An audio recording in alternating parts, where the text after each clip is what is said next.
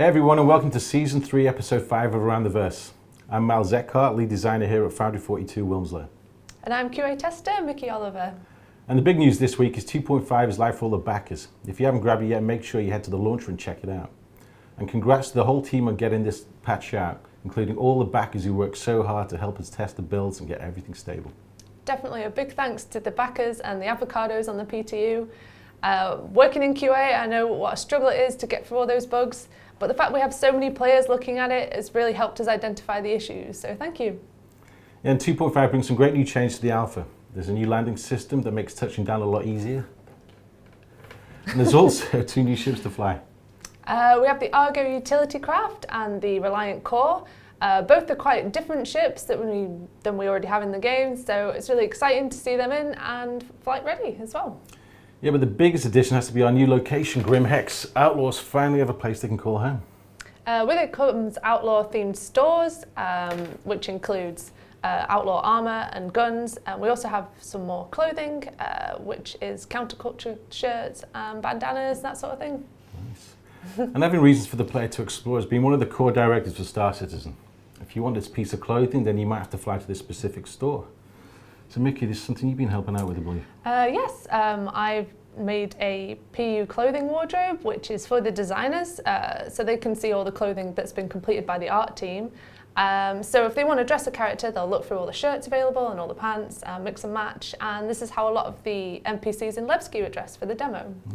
Yeah, I had to dress Miles Eckhart the other Yes. week. And, it was easy. That was unusual. Yeah, no, it was really handy. So in addition to 2.5, we also have the monthly subscriber town hall held right here at Foundry 42. Yes, members of our audio team have been taking live questions from the subscribers. To find out a bit more about what Foundry 42 has been up to this week, here's Nick Elms with this week's studio update. Let's check out his shirt this week. Hi everyone, welcome to another UK update. We really hope you enjoyed the Gamescom demo as much as we did. We're just getting back to action for you now, and we're going to start today with Will Maiden talking to you guys who want to be budding cargo haulers or pirates or salvagers about the basics of the cargo system. Okay, so for 3.0 we're going to have the ability to pick up a box, take it to your ship, put it in your ship, and take that ship to market. So which will allow us to sell whatever you find. Now it's going to either come from salvage, ships you find out in the debris field, stuff you take off other people's ships that you pirate, stuff you're going to get given on missions. You can also go to market, pick up whatever you want to buy, whatever they're selling. That'll automatically be put in your ship, and then you can take and sell that as well. So that we're hoping to get all sorts of trade routes. Buy stuff from here, sell it to there, take stuff from there, go somewhere else. Traders will go to a port and they will just buy from a computer 200, 300 units of steel or whatever, and that will automatically be generated on your ship. So they have a really quick time of just buying what they want, getting back into space and trading. Whereas salvage players, pirates, they can physically walk up to a box, pick it up, manually take it over to their ship, or take it to a market and sell it. So they have a much more lengthy gameplay, but it should be fun for them to be able to see what they're taking and individually picking what they want. We've obviously already got cargo boxes built, we've got ships with interiors already set up, so we can start placing, here's where cargo will fit, here's where we can store it. So those will probably come along side by side, and then we should be good to go. Then we should be able to see very quickly, once it's down inside your ship, it gets locked to that ship. Then all we need is on the other side, markets being set up. We've already got a few at Port Olisar, Grimex. We'll be seeing some in Levski, places where you can take those items, and instead of talking to someone and buying a gun, you'll be able to say, hey, I've got 10 tons of cargo in the back, do you want to buy that? So with having trade routes, that gives us the opportunity then of pirates finding out about those trade routes, coming and camping on them, waiting for transports to come in, grab them, steal their cargo. So then we're going to have, hopefully, players wanting to protect their cargo. They start hiring mercenaries to come and protect them, and then bounty hunters to hunt down the pirates that stole off them in the first place. So hopefully, from having that initial cargo route from one to another, we should be seeing a lot more careers being built around that. Thanks, Will. I hope you all enjoyed that, and you can see that those systems start to come online, where the gameplay possibilities are going to be expanded for you guys in the Star Citizen universe. We're going to move over now and take a look at the Ursa rover, which was one of the stars of the show.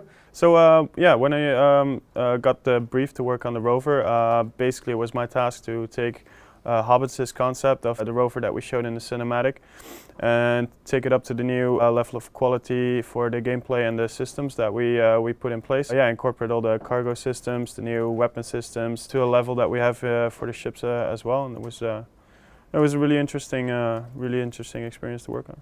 One of the main mechanics that I had to introduce was I had to find a way for it to be an off-road vehicle with enough ground clearance to be off-road capable, and also for it to fit into the Constellation cargo ramp, which it was shown in the cinematic. Problem being that the Constellation cargo base is not really fit for a six-wheeled, super big sort of rover vehicle. So I had to come up with a mechanics system that the wheels basically fold onto the body of the vehicle and then deploy when it needs to go outside or when it does its off-road duties. That, as well as a deployable turret that deploys via a rail system to get the rover be able to clear the ramp of the Constellation.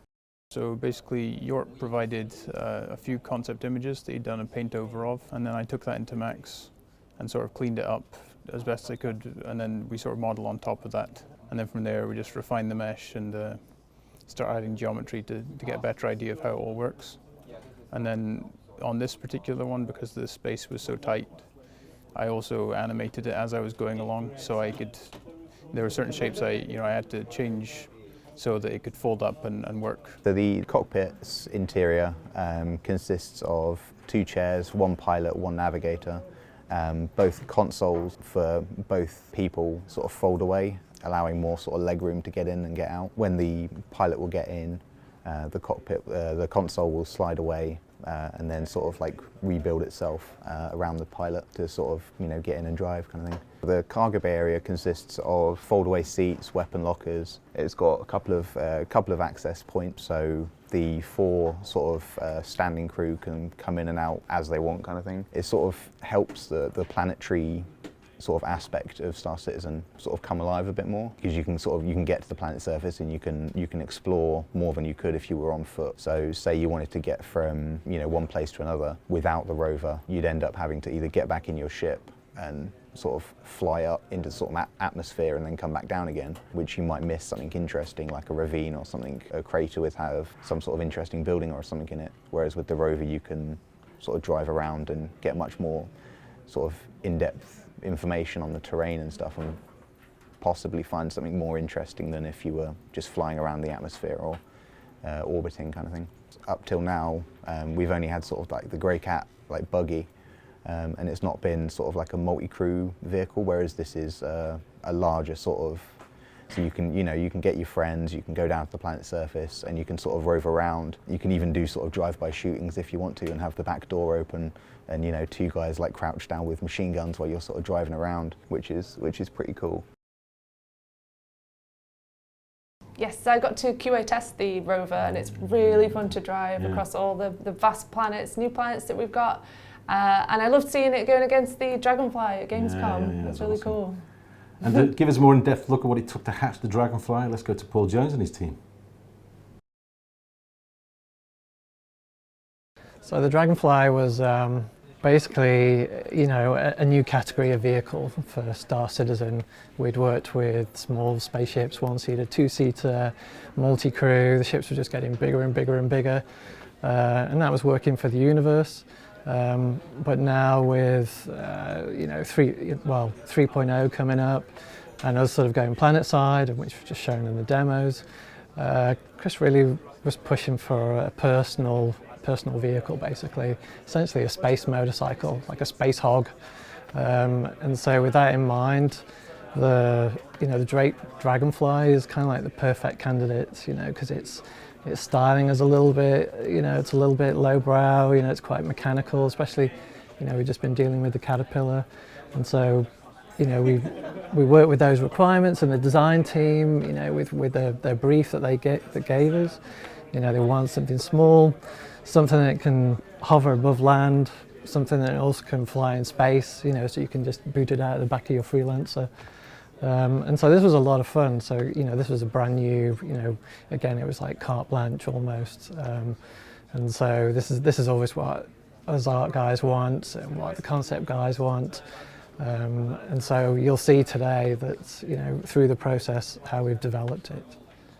This ship was interesting to design first because it's small, it's allowed it to go everywhere on ground, on planets, and we can also go in space with it, so it has different functionality, contrary to some other ships that are bigger or different. So the Drake manufacturer is also interesting because of this kind of low-tech industrial look. So it was also a challenge to try to do something iconic, but with a not too design bike. So it was really interesting to do.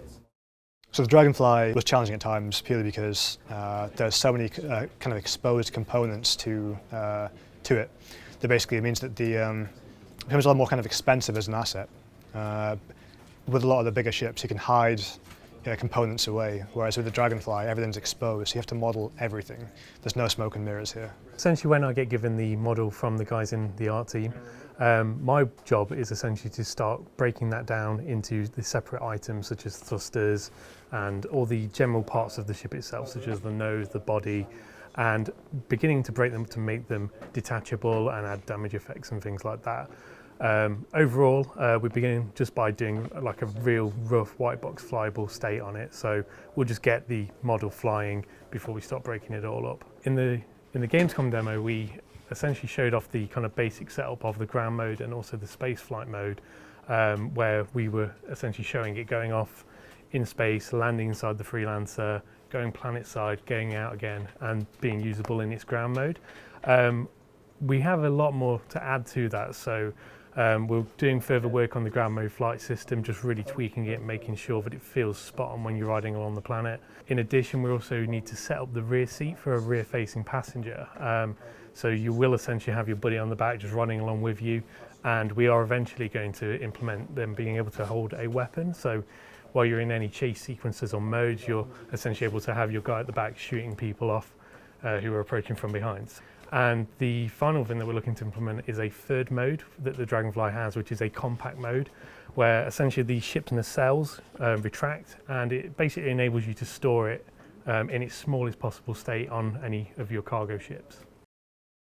I went with Harley Davidson for the kickstart sound originally, which was heavily processed, obviously, to just get that kind of ba-da-da-dum, kind of, you know, okay, it's a motorbike, but heavily processed.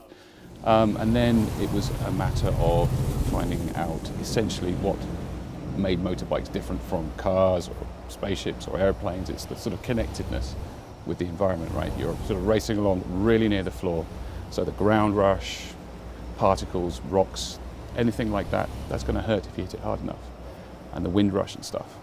I really wanted to get all of that stuff in there for the Dragonfly, so it was in stark contrast with all the other ships and vehicles we had in the game. The planet side stuff, the in-atmosphere flight, the sort of terrain traversal in wheeled vehicles and hover vehicles like the Dragonfly, I think provide a brilliant contrast between what we're used to, the sort of the space travel aspect, where you've got points of sound, very sharp, contrasty points of sound, very clean in the void. And then on planet side, we've got this much more grounded. When there's an explosion, it's going to echo around in canyons. You feel closer to the ground. You feel much like footsteps, different surfaces, surface types and stuff. You're going to have to feel that through the vehicle, you know. And it just gives I think it's a case of the total is greater than the sum of the parts, really, because the space travel and the planet side stuff, and those two things contrasting with each other, I think, just sort of reinforce each other.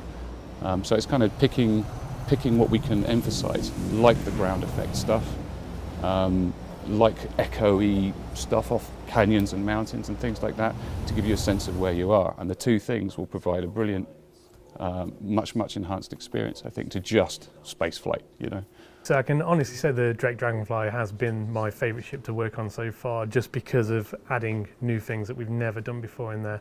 And I'm really looking forward to seeing our backers get their hands on it and do all kinds of crazy stuff while on planets. Speaking of great content, a ton of the backers have been working on their own Star Citizen related projects.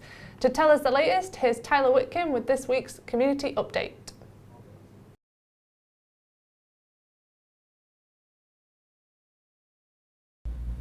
Hey everyone, Tyler Whitcomb, Community Manager in the Austin, Texas studio, here to bring you this week's community update.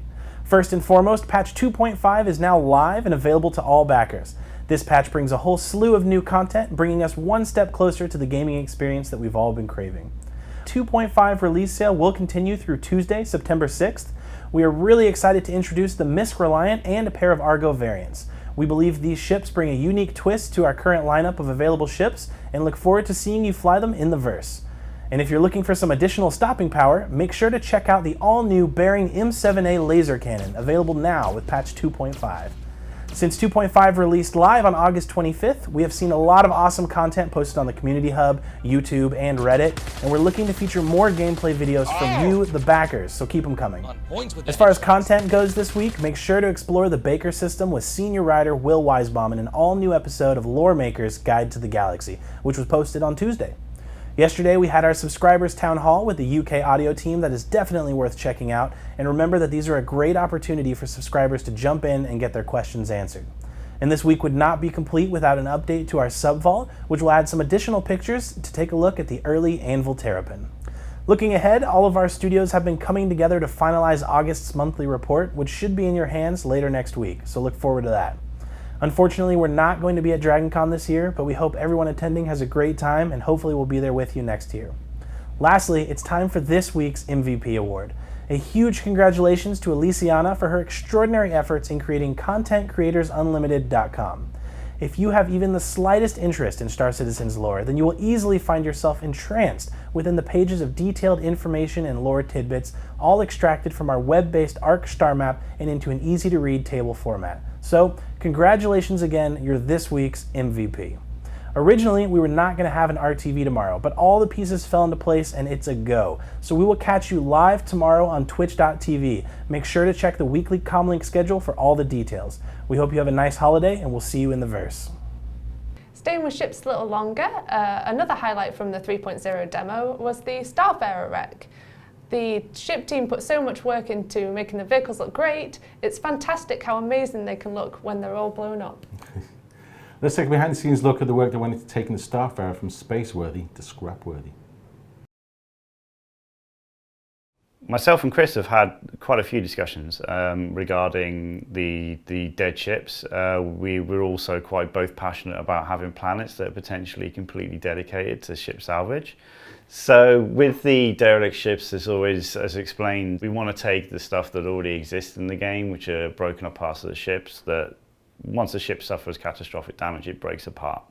How can we reuse these assets and kind of be very creative with them? The stuff that you saw in Gamescom was very much the first step of that. We are already progressing further with it. So the work that we're doing, as we've always explained, has always got a longer path. Obviously, we've got kind of 3.0 coming due at the end of the year. The work that we're doing does fit into that. Again, it's really kind of about kind of creating these options for design to have. So if you come across a derelict ship in space, don't be shocked. It's not a bug. It was always supposed to be there. It's something that we want to push more. The stuff in space is I wouldn't say it's easier. Because the dressing of all that is you don't have to worry about like impact points and all that kind of stuff. It's there.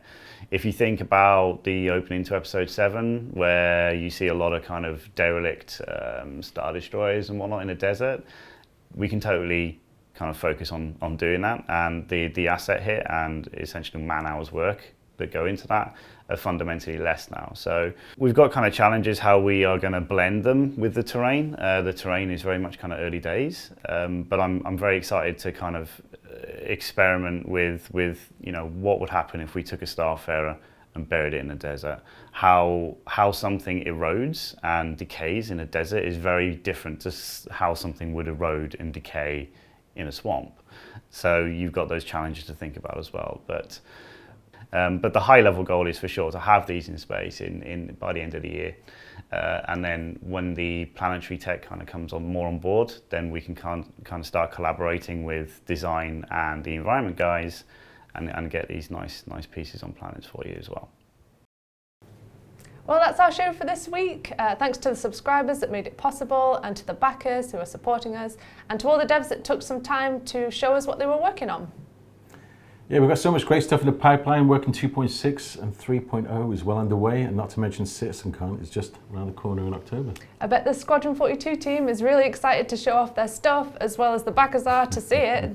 Yeah, for sure. We just need to top 3.0. Yes. Right, finally, yeah, thanks for watching, and we'll see you next time on Around the Verse.